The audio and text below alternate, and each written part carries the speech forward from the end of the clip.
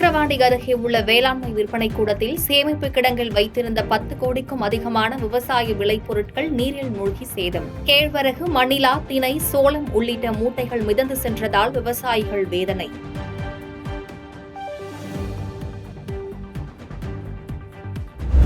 நான்கு மாவட்டங்களுக்கு இன்று ஆரஞ்ச் அலர்ட் விடுத்தது வானிலை மையம். ஈரோடு, திருப்பூர், தேனி, திண்டுக்கல்லில் இன்று மிக கனமழைக்கான ஆரஞ்ச் எச்சரிக்கை விடுக்கப்பட்டுள்ளது. பெங்கல் புயல் பாதிப்புகளை பார்வையிட மத்திய குழுவை அனுப்ப மத்திய அரசிடம் கோருவோம். பாதிப்புகள் குறித்து மத்திய அரசிடம் நிவாரணம் கோருவோம் எனவும் முதலமைச்சர் மு.க.ஸ்டாலின் பேட்டி. பெஞ்சல் புயலின் காரணமாக தமிழ்நாட்டில் ஏற்பட்டுள்ள சேதங்கள் தொடர்பான அறிக்கை ஒன்றினை விரைவில் ஒன்றிய அரசுக்கு அனுப்பி வைத்து சேதங்களை பார்வையிட உடனடியாக குழுவை அனுப்பி வைப்பதற்கான அந்த கோரிக்கையை நிச்சயமாக தமிழ்நாடு அரசின் சார்பில் நாங்கள் வைக்க இருக்கிறோம். முறைப்படி எங்களுடைய கடமை எவ்வளவு சேதாரம் ஏற்பட்டிருக்கு, எவ்வளவு நிவாரணப் பணிகள் ஈடுபட்டிருக்கிறோம் நாங்கள் தெரியும்.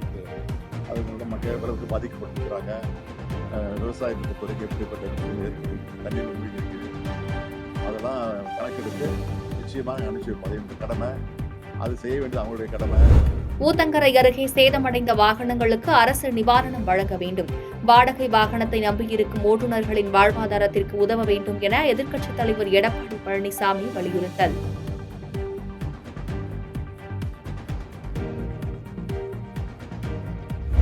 உதகையில் தொடர் மழை காரணமாக வீட்டின் சுவர் இடிந்து விழுந்து ஒருவர் உயிரிழப்பு. மண் வீடுகளில் வசிப்பவர்கள் பாதுகாப்பாக இருக்க அறிவுறுத்தல்.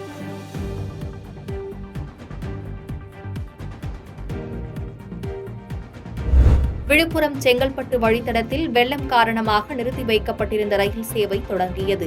தண்டவாளங்களில் தண்ணீர் தேங்கியிருக்கும் இடங்களில் மணிக்கு 10 கிலோமீட்டர் என மிதமான வேகத்தில் ரயில்கள் இயக்கம்.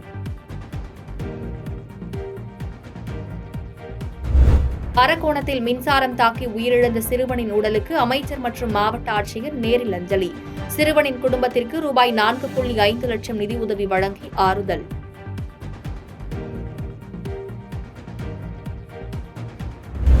கனடாவின் மான்ட்ரல் நகரில் உள்ள வங்கதேச இந்துக்கள் பங்களாதேஷில் உள்ள இஸ்கான் கோவிலுக்கு ஒற்றுமையாக போராட்டம்.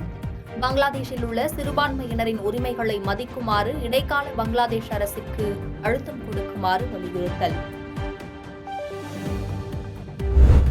ஜாமீன் வழங்கிய மறுநாளை அமைச்சரானது குறித்து செந்தில் பாலாஜி தரப்புக்கு உச்சநீதிமன்றம் கேள்வி. சாட்சிகளுக்கு அழுத்தம் ஏற்பட்டதா என்பது குறித்து விசாரணை நடத்துவோம் என நீதிபதிகள் கருத்து.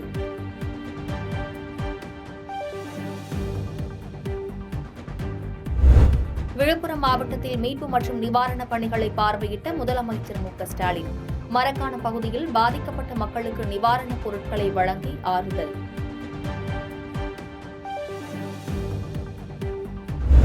மழை வெள்ளத்தால் பாதிக்கப்பட்ட மாவட்டங்களில் நிவாரணப் பணிகளை மேற்கொள்ள பொறுப்பு அமைச்சர்கள் நியமனம். கிருஷ்ணகிரிக்கு முத்துசாமி, தருமபுரிக்கு ராஜேந்திரனை நியமித்து தமிழ்நாடு அரசு உத்தரவு.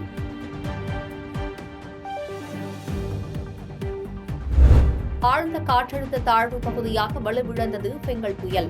வட உள் தமிழ்நாட்டில் கனமழை தொடர வாய்ப்பு என வானிலை மையம் தகவல். வன்முறையால் பாதிக்கப்பட்ட சம்பாலை காங்கிரஸ் பிரதிநிதிகள் பார்வையிட சென்றபோது காவல்துறையினருக்கும் காங்கிரஸ் தலைவர்களுக்கும் இடையே கைகலப்பு. லக்னோவில் உள்ள கட்சி அலுவலகத்திற்கு வெளியே போராட்டத்தில் ஈடுபட்டு முழக்கங்களை எழுப்பியதால் தடுத்து நிறுத்தப்பட்டனர். வரும் 9 மற்றும் 10 ஆகிய தேதிகளில் நடைபெற உள்ளது தமிழக சட்டப்பேரவை கூட்டம். அலுவல் ஆய்வுக்குழு கூட்டத்திற்கு பின் சபாநாயகர் அப்பாவு அறிவிப்பு. சென்னை மாநில கல்லூரி மாணவர் கொலை வழக்கில் கைதான மாணவர்கள் 4 பேருக்கு நிபந்தனை ஜாமீன். வரும் 20ஆம் தேதி வரை 4 மாணவர்களும் ராஜீவ்காந்தி கீழ்ப்பாக்கம் அரசு மருத்துவமனையில் அவசர சிகிச்சை பிரிவில் பணியாற்ற உத்தரவு.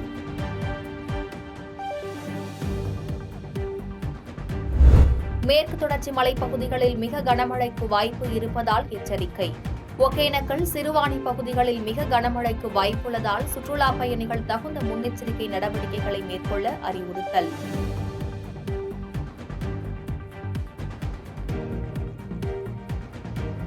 பாதகம் செய்பவரை கண்டால் நாம் பயங்கொள்ளலாகாது பாப்பா. மோதி மிதித்து விடு பாப்பா, அவர் முகத்தில் உமிழ்ந்து விடு பாப்பா.